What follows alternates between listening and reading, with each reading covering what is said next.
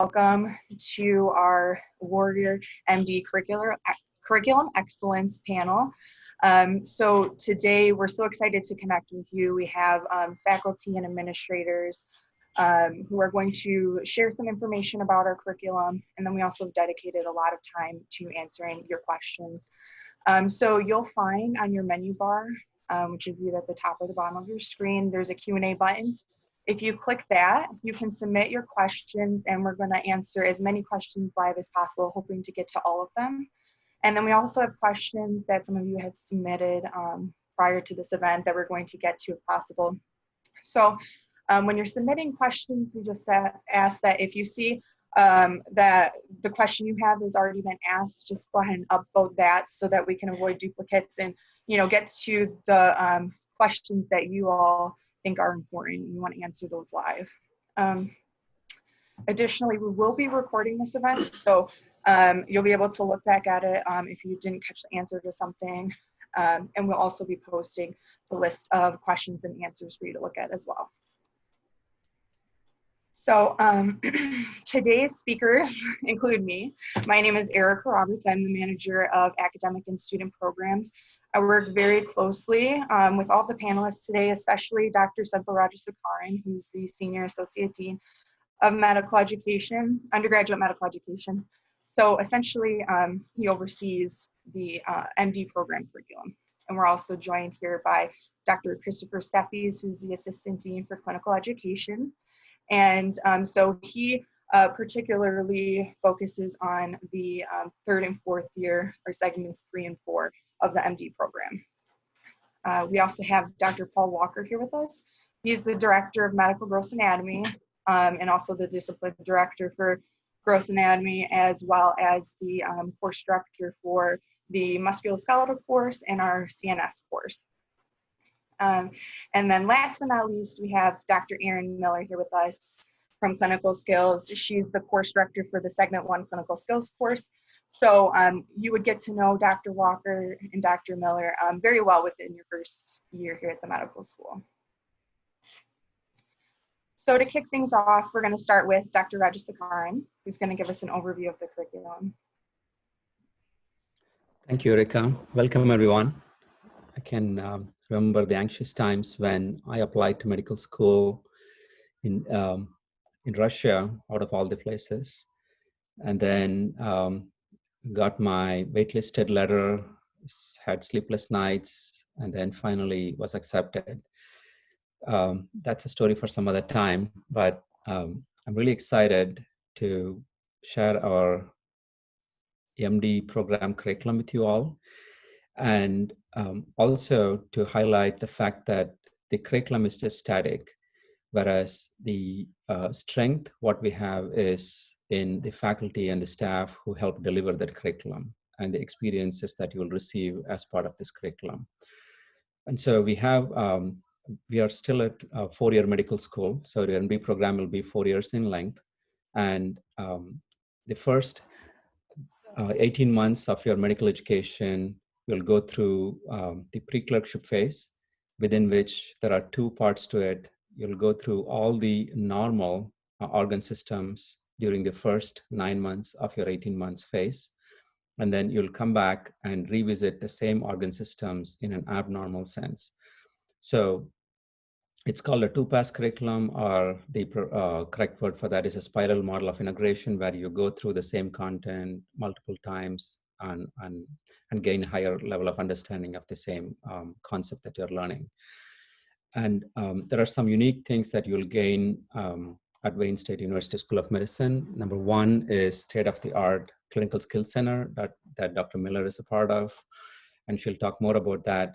And it's the Cato Clinical Skills Center is sought after not just by the MD program, but also by other programs that has recognized the strength and the value that can provide to the training in that center. In addition to that, you'll also have an exposure to, again, not many medical schools offer this as a curricular experience, which is patient, population, physician, and professionalism, or P4, which is the short name for the 4 Ps here that I mentioned, and service learning. I think one of the biggest reasons why students come to Wayne State University School of Medicine is there an opportunity to go roll up their sleeves and make a difference in the community. So that's exactly what the service learning will provide you with an opportunity to do so. In addition to that, we also know that some students are willing always to go above and beyond. And for such students, we do have elective opportunities. We have 4 fields in which students can choose up to 2 electives if we're able to manage that amount of course load.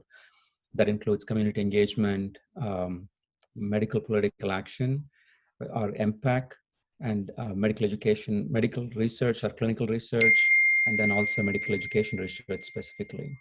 So again, as I mentioned, depending upon how much a student can take as a course load, they're allowed to take up to 2 electives. And many students have done phenomenal things with these electives, all the way up to proposing policy changes at the AMA level. And so that's something you should look forward to if you're attending Wayne States. And then you'll come back for the second 9 months. Again, the longitudinal course continues, the population physician, patient, and professionalism course. You'll the clinical skills that Dr. Miller will go through in a minute.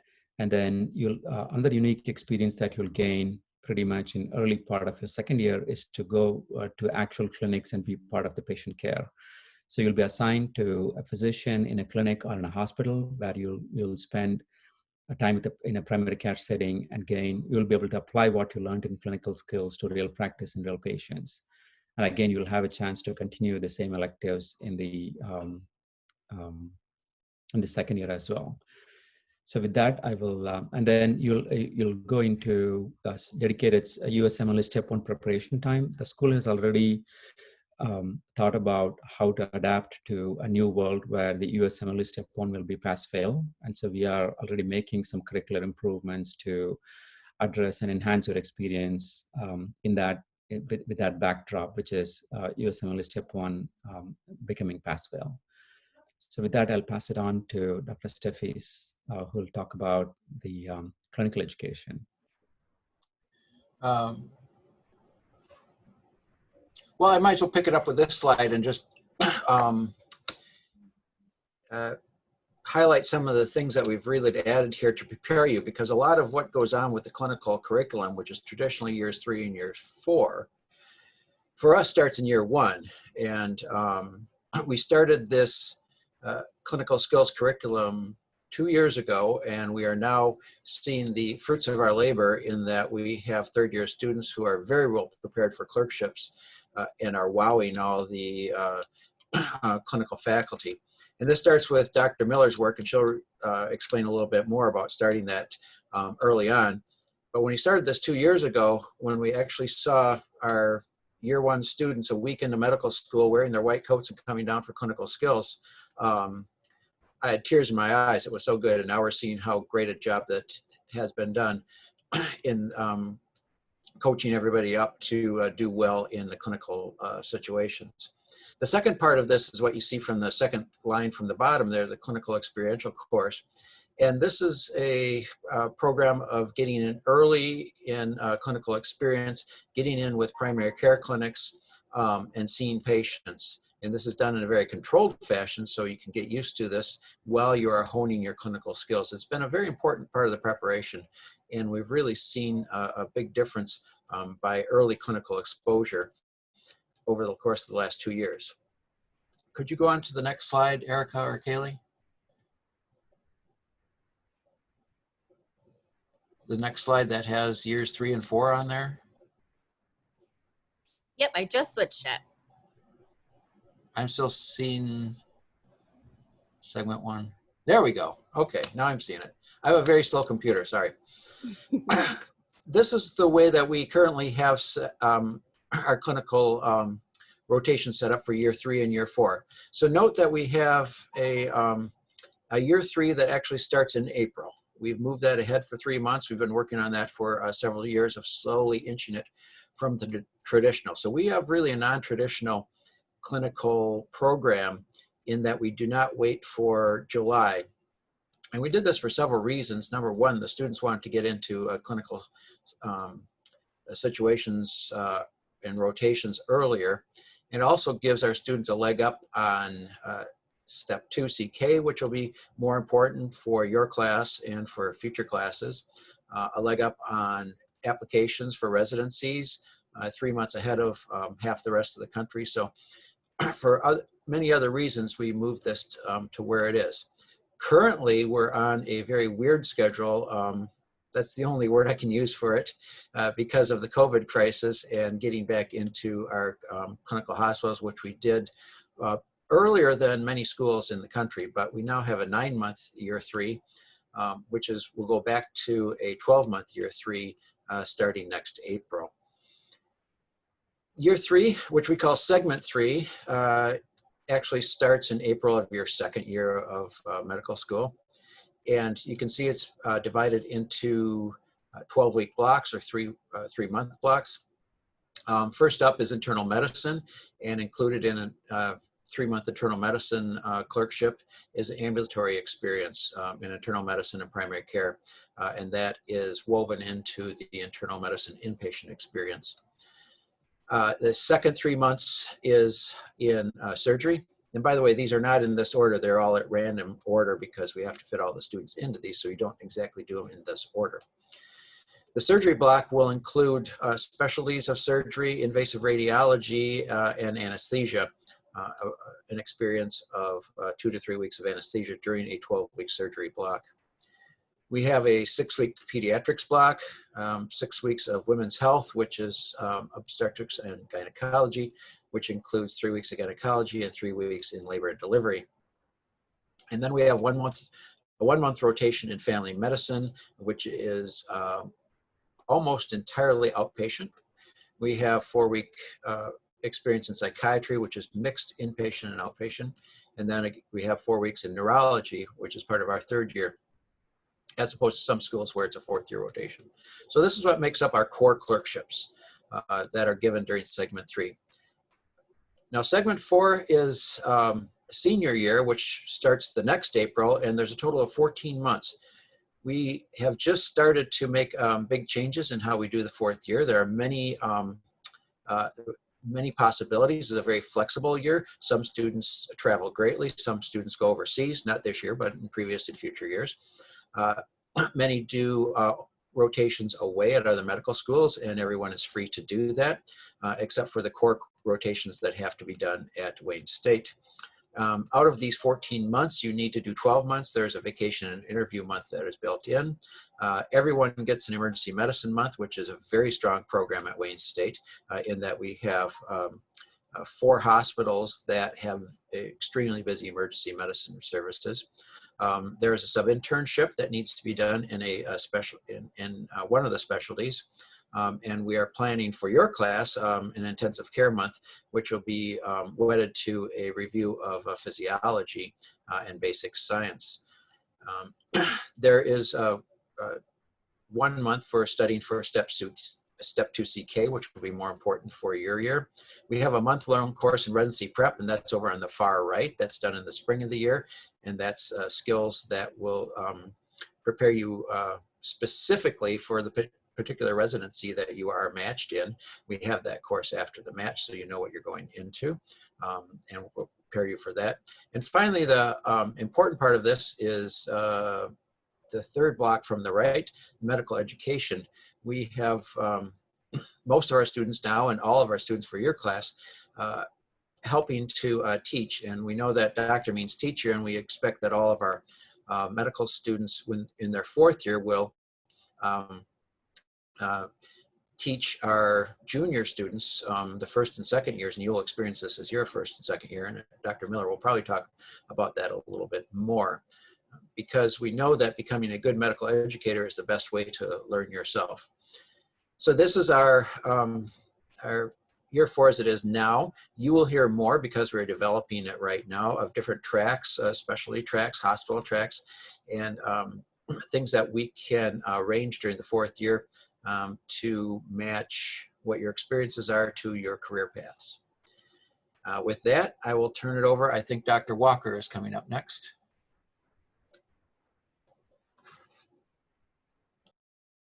Hello, everyone. Well, Dr. Steffi's mentioned two things that I want to highlight with regard to the medical gross anatomy curriculum. Wayne State is well known for their students being able to do things, not afraid to get dirty. They're well known when they go into residency as those that are capable. And that begins the first day you step on campus. We have a full dissection curriculum involving cadavers.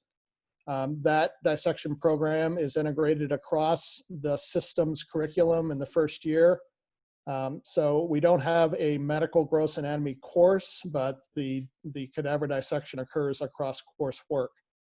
So the good news about that is that you have plenty of exposure to the human body for your understanding.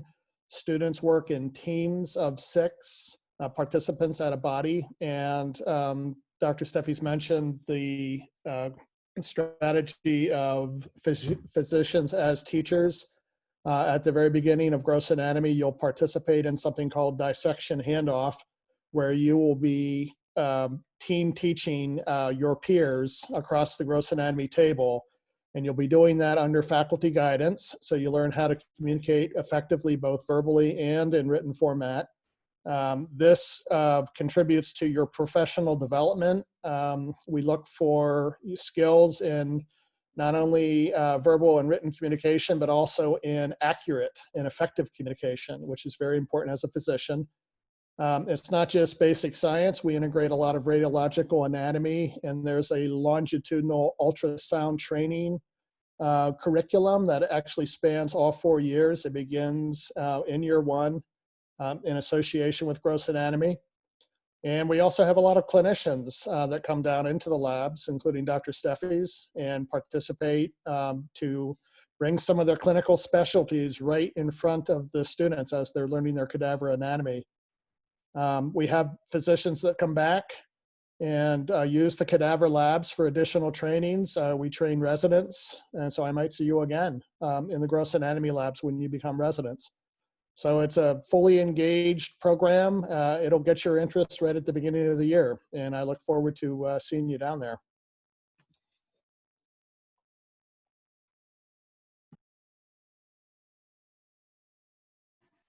All right, so now I get to tell you all about our pre-clerkship clinical curriculum, which is a great set of courses that really get you ready to take care of patients from the very beginning of your medical education. So in segment 1, you'll participate in the clinical skills course, the first of those 2 courses, and then P4, which is I already mentioned, but the population, patient, physician, and professionalism course. And both of those extend through the entirety of segment 1. So in clinical skills, you'll come down to the Clinical Skills Center, which is set up to look like any doctor's office that you would go to out in the community. And you'll complete 10 sessions where standardized patients who have been trained to deliver cases to you and to also teach you how to do physical exam maneuvers will give you feedback every time you come down to help you to improve in really the basic skills of seeing patients. And then you'll also get feedback on note writing and oral presentation almost every single session from our M4 near-peer educators. So the goal of the Clinical Skills 1 course is to lay a really strong foundation for the rest of your clinical training, and also to prepare you to enter into the continuity clinic experience, ready to go from day 1 and to start learning medicine and the nuance of seeing patients instead of kind of trying to figure out what the heck you're doing in a clinic. And so the other great thing about the clinical skills courses, both 1 and 2, are that they're aligned to what you're doing in basic science. So if you're down with Dr. Walker in the anatomy lab, learning about the anatomy of the heart, you're in the Clinical Skills Center later that week, figuring out where you're gonna put your stethoscope on a patient's chest in order to listen to the different valves. So it really helps to reinforce what you're learning in both courses. You'll also be participating in P4, which is an introduction to behavioral, social, and health system science, where you learn about your patients as people and not just disease processes. You kind of start to think about how you're going to help your patients navigate through the different challenges that they might be facing. And you have a forum to discuss different ethical and practical issues in medicine with small groups with a practicing physician. And I'm actually one of the preceptors and one of the small group leaders for that course.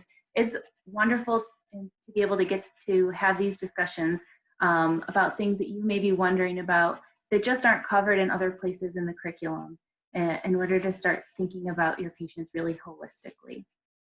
Then when you move to segment 2, you'll still be in the Clinical Skills Center. This time the course is designed to kind of help to refine and expand the skills that you learned in segment 1. So whereas in segment 1 you may have learned a great general abdominal exam, in segment 2 you'll start to learn about specific maneuvers. Say your patient has liver disease and you want to assess for fluid in the belly. How do you do that? And so you start to learn those really kind of nuanced exams in segment 2. You also are getting prepared for the next phase in your education, which is clerkships.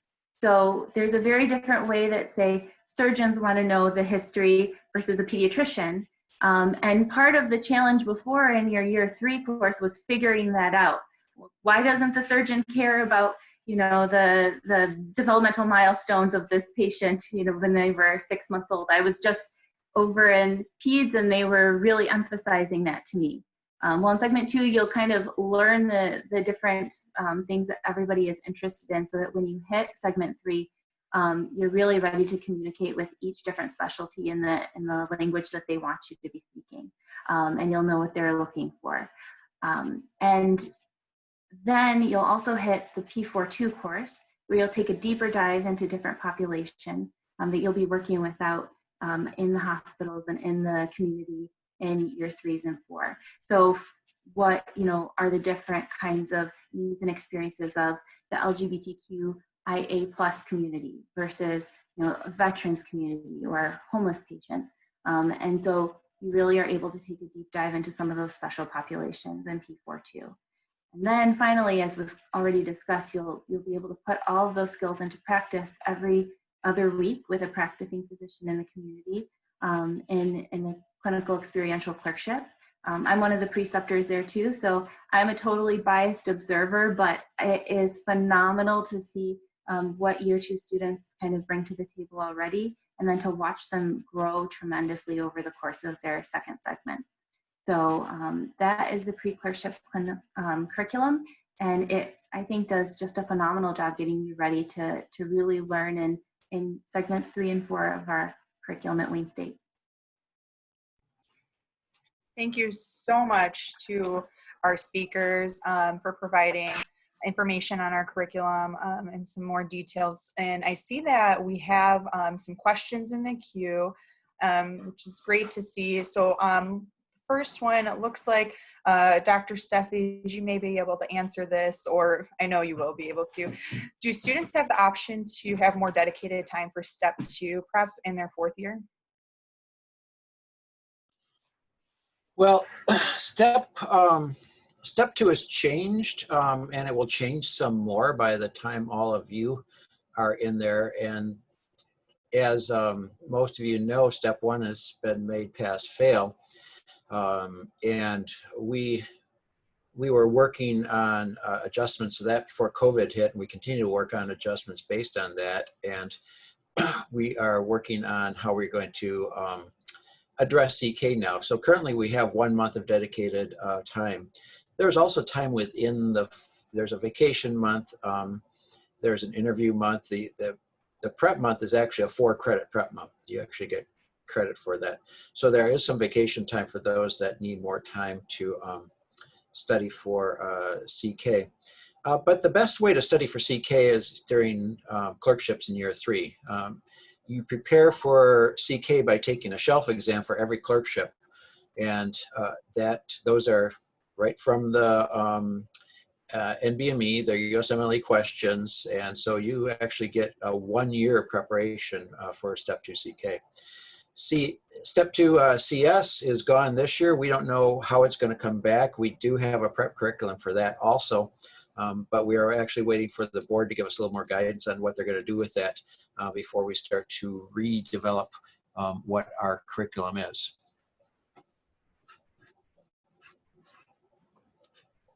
Okay, thank you. It looks like This next question has been upvoted.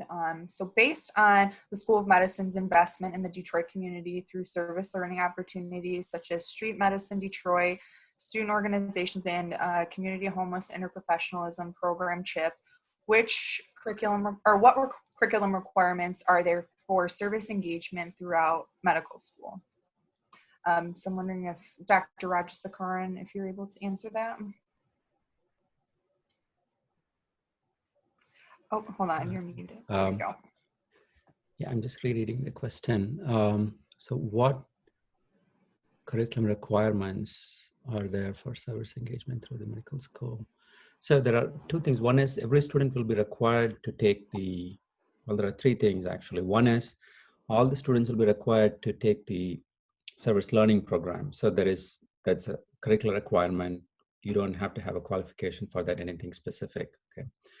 And then you'll be assigned to a community site where you'll be performing or conducting projects with your fellow students and an assigned faculty member.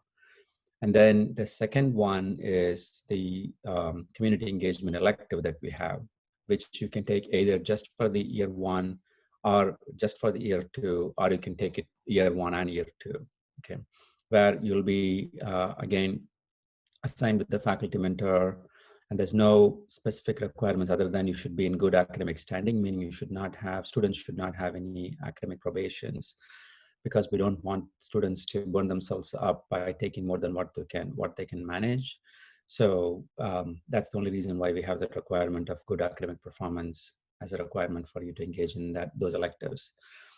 And then the third one, which I also answered as one of the questions, is this year we're launching our scholarly concentrations program, where we have identified faculty champions, and based upon our rich expertise in this area, what we are known for, we have identified areas that include basic and biomedical research, clinical research, and then we have public health and advocacy in the community, and then global health, medical education, and women's health. So these are the 6 areas where we are offering scholarly concentration. So this is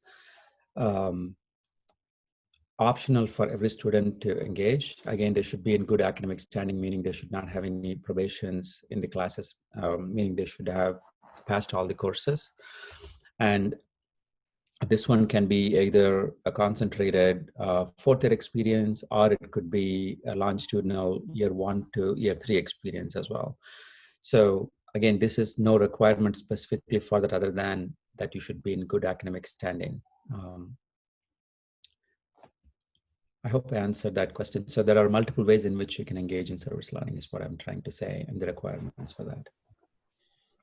Can I just add, Senthil, that the students are greatly involved even outside the required service learning in community service. There's student-run clinics that are over town. It's an amazing amount of volunteer work that our students do. And most of it is student-run within the student organizations, and there's actually a student organization of the organizations that is very helpful.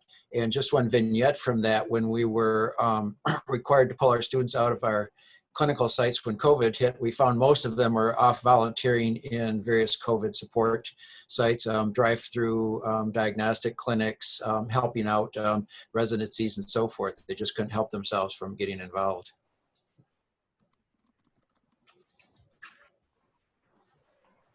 Okay, Dr. Steffies, a prospective student is asking if there are international opportunities during 4th year facilitated through the School of Medicine, or would students have to pursue them independently? Either or both. We do have an international program that Dr. Chung looks over, and he coordinates that for 4th year students abroad. There's also some international opportunities that students can arrange themselves. There's lots of flexibility in the 4th year to support that. So that's possible. We also have by the time that your class is there, we'll have time available in the Canadian healthcare system, which is a different international system, but again, is a different health delivery system. Because we are partnering with one of our neighbor institutions that has a staffs a hospital in Windsor, which is actually south of Detroit. And can you speak a little bit to what students generally gain from doing these travel experiences? That's really an individual thing. You kind of see how the how medicine is practiced elsewhere in the world, and sort of learn about how the grass grows on the other side of the fence. But you actually learn about yourself too as you do this, and can get a better picture of what's going on. I think Senthil has a good picture of this because he's been all over the world and comment on medical practice in different areas rather than just in the States. Yeah, thank you, Chris. I think you pretty much summed it all, which is the very first thing that you mentioned was the most valuable experience, right? So the students get to see the system that is different in various parts of the world. And the word system is very important because pretty much that defines what you can and cannot do in many ways. And also when you're exposed to that system, any such system, and you see what works and what doesn't, you come back inspired with the knowledge about what you can do differently here. And as I mentioned in my presentation in the beginning, I was really proud to hear that Wayne State has one of the most, if not the most, number of policy advocacy proposals that have been presented and approved by the AMA. So those are the things that you can come back and propose and advocate on behalf of your patients and the communities that you will be serving. Thank you, Dr. Rajasekaran. I think you may be able to answer this next question. You talked about electives and you talked about scholarly concentrations. So this prospective student asks, they talk about the last time that they visited the School of Medicine. Some of the medical students mentioned that there was a 2-track system where students pick either a research track or a service track. Could you explain more about this, and can they still be involved in research and also participate in the service program? Yeah, as I mentioned, we don't, I'm not sure what the student mentioned, the prospective students, about the 2-track system. Probably they were referring to the electives. So the community engagement and the research electives that you have, yes, you can do both if you're able to manage the course load on both. Because each elective is demanding in terms of what you have to produce as a product. And so and many students do manage that course load successfully. And so the short answer is yes, you can be engaged, you can be enrolled in both a research elective and this community engagement or service learning elective, yes. Okay, and I think Dr. Rajasekaran and Dr. Steffi's, this next question could be addressed by the both of you. Provided the current global climate, are public health fundamentals or courses incorporated and taught formally as part of the WSU curriculum? Oh, I've lost that question. Can I ask Dr. Miller to comment on what's in the P4 course as kind of a start to that? Okay, sure. Yeah, absolutely. So part of what P4 does teach you is health system science.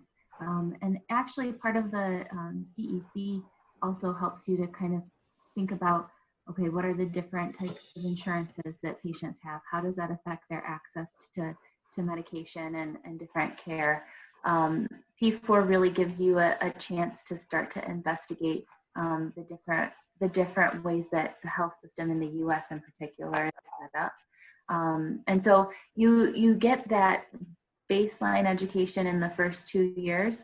I think P4 is an ever evolving course, and I actually do believe that that is going to become an even higher level focus going forward because it's such a crucial part of your education. But it is covered in the first 2 years in a couple of different places.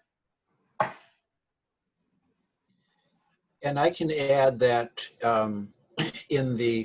before the third year this year, we, while the students were held out of the hospital sites because of COVID, our public health program, which is part of the family medicine department, had an online course that all the students took.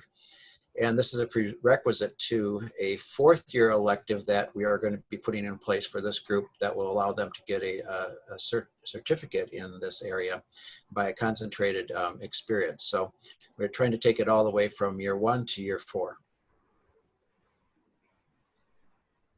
Okay, Dr. Steffies, can you talk about the status of the partnership with the Detroit Medical Center? No. And and could there be future issues that would affect student clinical education? And for the participants who are with us today, the Detroit Medical Center is one of the clinical partners that we have, or that we do clerkship rotations through. Since I came here in 1986, there have been yearly rumors of the demise of the DMC, and it's never happened because the DMC needs Detroit and Detroit needs the DMC. It is so far our strongest partner, and but the question is a good question because it's what keeps me and the dean up at night figuring this out. We also have very strong affiliations with Henry Ford Medical Center, with the Ascension hospitals, with the VA, with part of Beaumont Hospital, the Oakwood part of Beaumont Hospital.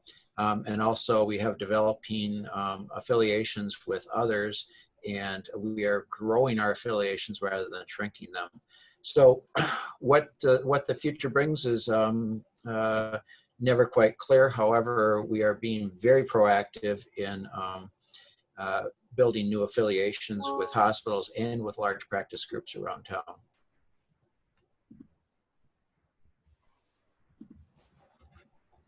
Okay, so the questions keep coming in, which is great. So if any of our participants have any questions that come up, please keep adding it to the queue, and we'll get to as many as we can. We have about 20 minutes left, which is a good amount of time to get through this list. So the next question is, does the curriculum incorporate clinical research or opportunities for basic science research? Yeah, as I mentioned, lots of opportunities through electives and also through the scholarly concentrations program that I just mentioned. Okay, and another prospective student says, I was really glad to see the School of Medicine encourages a collaborative student culture by minimizing competition between students. Would you mind discussing how students achieve honors for AOA and residency purposes while maintaining a pass-fail grading system?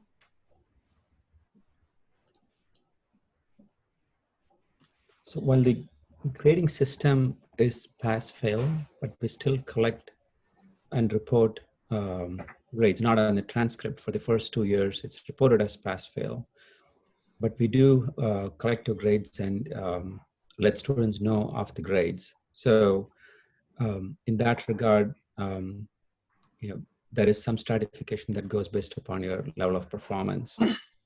In clinical years, Dr. Steffies, can you elaborate on how honors is calculated? I think it's a pretty straight, it's not pass-fail in clinical, which is, it's graded still, it's tiered grading in the clinical. Yeah. Yeah, the grading for the clinical rotations is honors, commendation, pass, fail. So that is a combination of the clinical performance and test performance, and it's mostly clinical performance. And about a third of the class gets year 3 honors based on that criteria, because even if you don't get a great grade on the shelf exam, the clinical evaluations will give you a clinical commendation. So students come out with that, and also come out with the scores from year 1 and 2 in order to fill the, or to apply to AOA, I should say. Their AOA is a little more complex than that, and I know that they the committee that runs that, and Dr. Chad will use many factors in that to admit students into AOA. How that works with residency applications is a new field all over the country. How the pass-fail on step 1 is going to figure into the competitiveness of residencies is something we still have to figure out. And Erica, just let me add for the previous question about clinical research, outside even of the formal programs for research, there are endless opportunities for students to jump on clinical projects. We have, in the hospitals I listed before that we are affiliated with, we have at least 3,000 residents. Every one of them has a project that needs help from a student. So there are many, many opportunities for students to hop on to whatever they want to, and there's always willing projects that need help. Great, thank you. So I'm just hopping around on the question list. I think Dr. Walker could help answer this question since Dr. Walker has been a part of the whole curriculum revision process and just on a course level can speak to this question, I believe. So is the new curriculum set in stone, or is it continuing to adapt and change in response to observed strengths and weaknesses? Yeah, there's nothing set in stone. We continuously evaluate our curriculum. We do it on the fly. We do it at the end of each of the courses. We have vigorous discussions involving students and faculty and administration, and the curriculum itself is just an evolution in progress.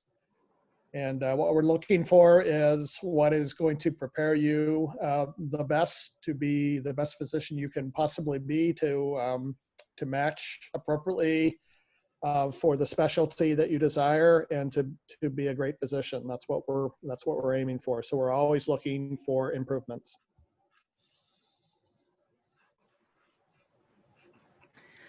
Okay, thank you. I'm gonna jump back up towards the top of the list. So there's is the 4th year residency prep month more clinically focused or classroom oriented? How does it prepare students for their residency program of choice? Dr. Steffies?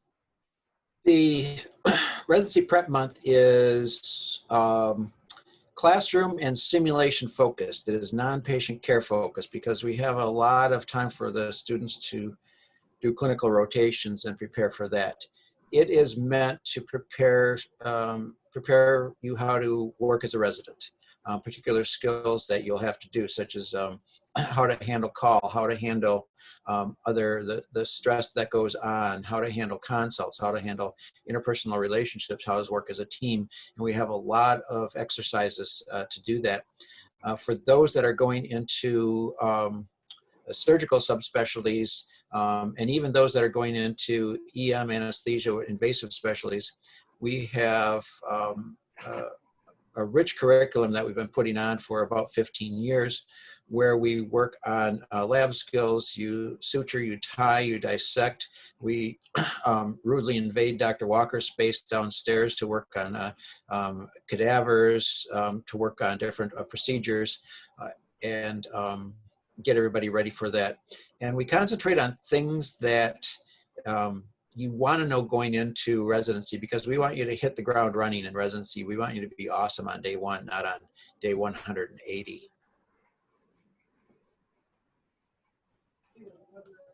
All right, so do any of our panelists want to provide a little more information on the Learning Communities program and how they are integrated into the curriculum? And they're wondering if this is mainly a focus of the pre-clerkship curriculum, or if it's continued through all 4 years. And this has kind of been an ever adapting program. It's relatively new, so we're constantly making changes to it to further integrate it into the curriculum. And I don't know if anyone else wanted to chime in. I can definitely speak to it a little bit more too. Yeah, the learning communities, currently they are used to break students into groups. So when you are in certain groups, you'll be students within the learning community will be broken down into subgroups, and you'll be part of that group. As we speak, we are making some enhancements to the program in terms of how we can utilize this structure, not just for making groups and providing some social interaction between the groups, but also to provide formal mentorship and also career advising that can happen within those learning communities. We are just in the process of implementing and planning additional programming for learning communities. Thank you. And Dr. Rajasekaran, this next upvoted question, I think you would be able to answer. So would you be able to list some opportunities that students can refer to for academic support outside of the classroom when they need to utilize extra help? And one of our M2 students who's here with us in the chat mentioned the SIL program, SPLs, learning community mentors, class counselors, and study groups. Is there anything else that you'd like to add to that list? Yeah, we just implemented this year a fully revamped academic advising program, which will monitor student progress longitudinally. So every week, if you talk to your upperclassmen, they'll have a quiz that is derived from the content that was taught that particular week. And then a team of faculty and the counselors, plus also learning specialists, look at your performance on those quizzes. And consistent challenge in performance will trigger a response from us in terms of reaching out to the student to offer a specific and tailored help to that student, so that we ensure that you have a strong support system in place to make improvements during the course, not after you finish the course and learning that the student did not do well. So that's one program that we are really excited about. And already we are seeing some early signs that such an intervention is helping students to come back on track and live up to their fullest potential. In addition to that, our faculty, course directors are always available for students who have questions. Our Canvas, which is a learning management system, has functions where you can post questions and ask clarifications from the faculty. Your peers can answer. So many ways in which you can get support and help. All you have to do is recognize that you need help and ask for such. That's great, thank you. Dr. Miller, we haven't heard from you in a minute, so I'm gonna, there's a question from our list of pre-submitted questions that I wanna ask you. So has the growing application of telemedicine had an impact on the content or delivery of the curriculum? We are in yes, so absolutely. We are actually talking about how we're going to formally integrate that into our 4-year longitudinal clinical skills curriculum, because we do recognize it's a very important skill. I'm kind of laughing because there's been an email thread just in the last day or two where we've been trying to figure this out.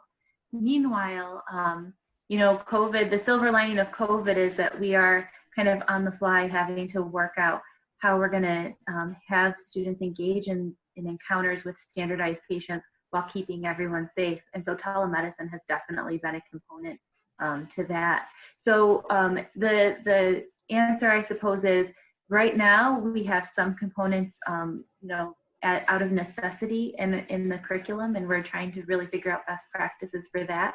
But long term, it is something that, you know, I think it'll be here to stay in some capacity going forward. So we're looking to see how we can really formally integrate it into our curriculum in the most meaningful place for students.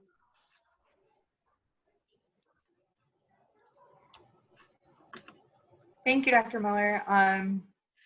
So I'll try and wrap up these remaining questions we have in the live queue.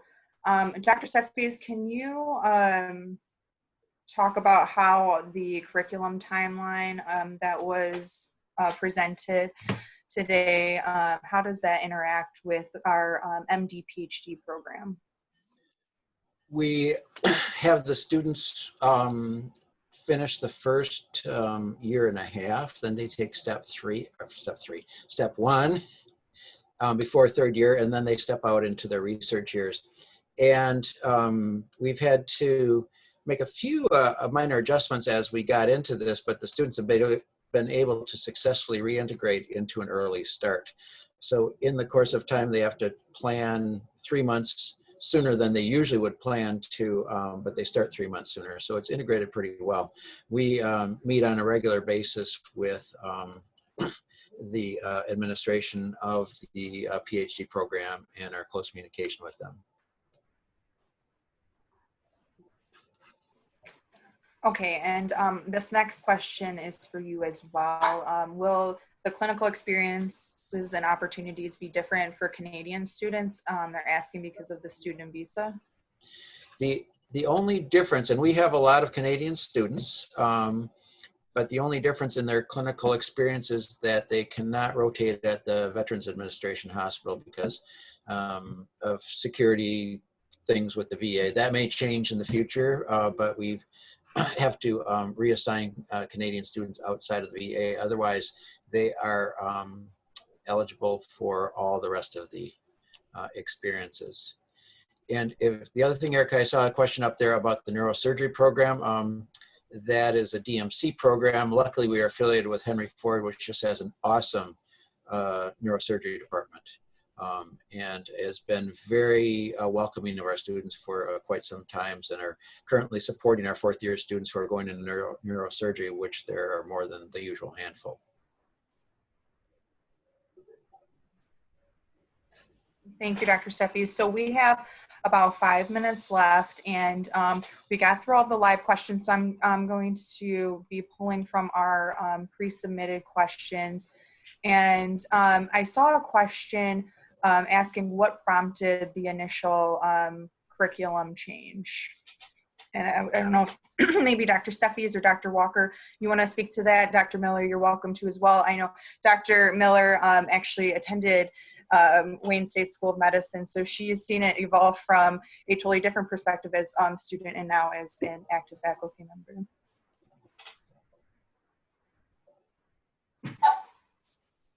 Well, I can start and say that data is one thing that led to the change. We're constantly looking at what we're doing. We're comparing it to national standards. We look at other schools. We go through an accreditation process. And all these factors together point to needed change. And we responded to that change and developed a new curriculum. And as I said previously, it's continuing progress or process toward change. And you'll see it evolve even over the next few years as it develops. I'll chime in because as Erica mentioned, I did go through the curriculum. I graduated class of 2013. So I went through a pretty different curriculum. I think I still got a really super education. However, I'm so jealous of the students right now and the experiences that they're getting. I will say I've been a preceptor for the last several years in the community. And so I have students rotate through my clinic. And I've noticed just between the third year students who came and hadn't gotten the new curriculum and the second year students who came and did, just the difference was night and day in terms of what they were able to do the first day that they were in my clinic and how they were able to function. So I just kind of blown away by the transformation and what it's done for our students.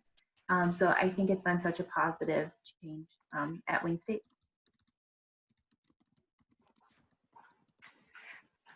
I've seen multiple questions were submitted asking about how we've adapted our curriculum in response to COVID-19, and we discussed telemedicine and also changes within the clerkship structure in response to COVID. But do we want to maybe talk a little bit more about like how individual like courses and sessions are being structured in response to COVID-19? Yeah, I can start and others can chime in. I think we were one of the fewer schools who were able to make the switch in pretty much a flip. within a very short period of time. Especially kudos to our pre-clerkship course directors and Dr. Steffies and his team, who had to come up with lots of creative thinking within a very short period of time to make that switch. And so as of now, all the pre-clerkship courses are offered remotely, where you have both synchronous and asynchronous sessions. And we're really excited and thankful to our clinical skills team for re-engaging the students in a live format. So we just started to offer the clinical skills session in person with all the safety protocols in place. And then our second year students are also in the clinics for their clinical experiential clerkships. And so that's one way in which we adapted, and we adapted really quick and efficiently. And we have not seen any detriment to the quality of the program, despite the quick switch that we had to make from live to all online sessions. If there is time, probably I don't know if we have time for Dr. Steffies to talk about all the changes that happened in the clinical, but bottom line, it was a quick and efficient change that seems to be working very well. And I can just sum it up in a couple of sentences that we made common sense changes in the way the curriculum is delivered by having online rounds and online conferences and things where we didn't have to gather and could do things that way. But as Wayne State students, we still take care of patients no matter what their disease is. And as soon as we had enough personal protective equipment in the hospitals, in the clinic settings, our students returned to taking care of patients. And that was really the only thing that kept us away. Once we got the PPE, which has been a battle, and to make sure that we have those stocks, which we have now, our students returned. They were begging to return, and they wanted to return and take care of the patients, just like they take care of everybody around. And we continue to meet every week about what we have to do and have changes, and spend a lot of time in keeping up with the changing landscape. Thank you, Dr. Steffies, and all of our panelists who are sharing extremely useful information today. I hope that you learned what makes Wayne State School of Medicine unique, and it helps to inform you in your decision to decide if Wayne State is the right choice for you. And we wish you all the best in your journey as you apply to medical school and begin your medical school career. Thank you so much for joining us for this curriculum panel, and we look forward to connecting with you again in the future.